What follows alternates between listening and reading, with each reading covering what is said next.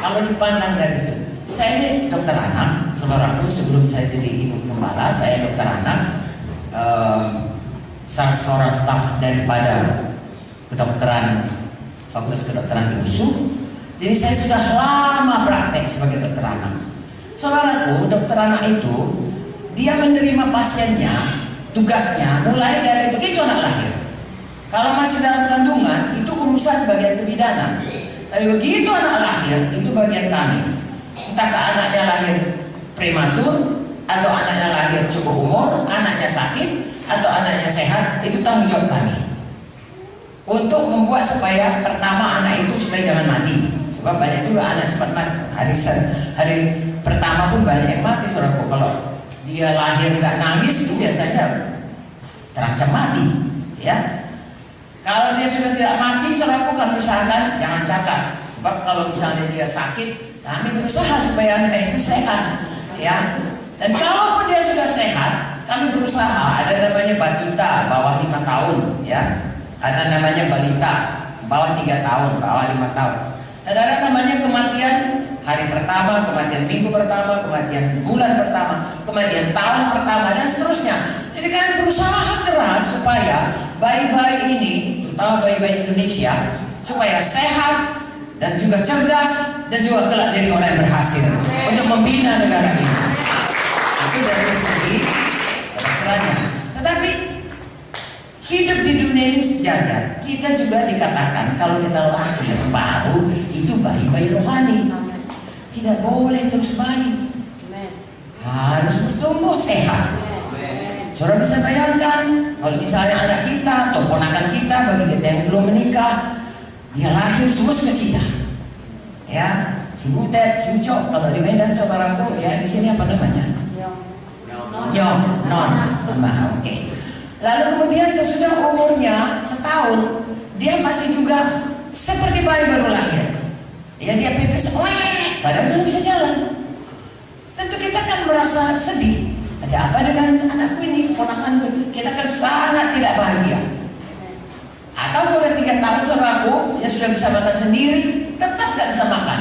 Secara badani kita tahu, tetapi secara rohani sering kita tidak begitu mengerti. Begitupun kita sudah lahir baru, kita bisa tidak bertumbuh. Bahkan kadang-kadang kita tidak setia. Hari ini saya mau ajak saudara, kalau kita begitu tidak sukanya, tidak bahagianya, anak-anak itu tidak bertumbuh, begitulah Tuhan kepada kita. Tuhan tidak suka kita tidak bertumbuh.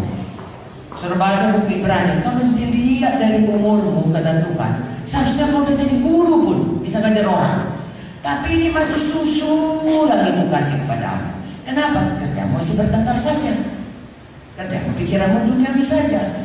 Sayang, mulai hari ini mari kita bertumbuh semua. Haleluya. Kalau kita bayi, saudaraku, semua kita tahu makanannya susu. Sudah nanti besar sedikit, makanannya mulai bubur. Besar lagi, makanannya makanan padat. Makanan anak Tuhan adalah firman. Amin. Ya, mulai dia contohnya, mulai dia selamat. Kalau dia sakit, saya dulu begitu, didoakan. Dia nggak tahu firman, pokoknya Bapak pendeta saya sakit, ya didoakan. Lalu sudah 6 bulan sakit lagi, didoakan. Udah setahun didoakan. Jangan, ulang-ulang boleh. Lalu belajar firman. Bisa berdoa sendiri, belajar lagi firman, bisa mendoakan orang lain. Haleluya. Sehingga kita melihat dari bayi rohani menjadi anak-anak rohani, dewasa rohani, lalu kemudian bisa bukan memperanakkan dalam arti kata badani, bisa menyelamatkan orang lain lagi, memuridkan orang lain lagi, sehingga kita melihat kerajaan surga itu bertambah secara kuantitas, bertambah secara kualitas, semua bertambah dewasa dan semua bertambah banyak. Haleluya. Kenapa demikian? Karena pada mulanya pun Tuhan menciptakan manusia ini, itulah rencananya. Kalau kita baca, mari kita buka Alkitab kita, Kejadian 1, saudaraku.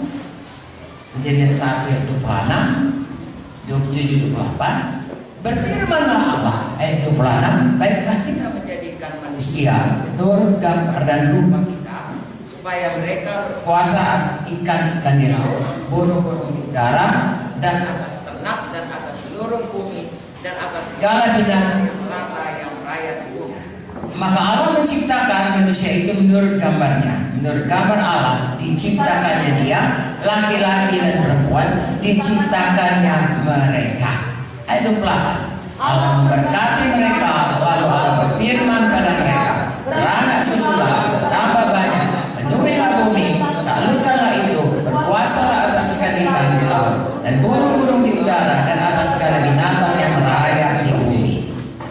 Kalau kita perhatikan ini, paling tidak 3 perkara yang harus kita perhatikan. Pertama, kita diciptakan segambar dengan Tuhan.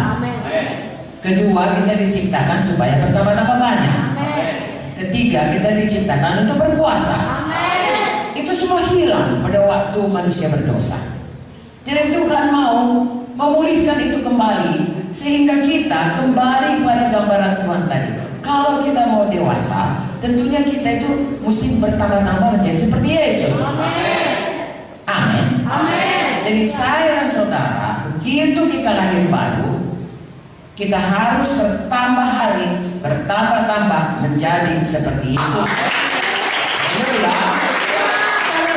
Memang rencana Tuhan menciptakan saya dan saudara, semua manusia ini, supaya kita segambar dengan Dia. Kalau kita masih tetap seperti dulu, kalau dulu misalnya kita bohong, sekarang juga bohong. Kalau dulu kita ini suka khawatir, sekarang pun tetap khawatir. Kita tidak berubah, tidak menjadi seperti Yesus, dan orang tidak melihat kemuliaan Tuhan itu dikembalikan dalam hidup kita. Roma 3:23 berkata, semua manusia sudah berdosa dan kehilangan kemuliaan Allah. Tuhan mau memulihkan itu kembali dengan mengubahkan kita hari lepas hari.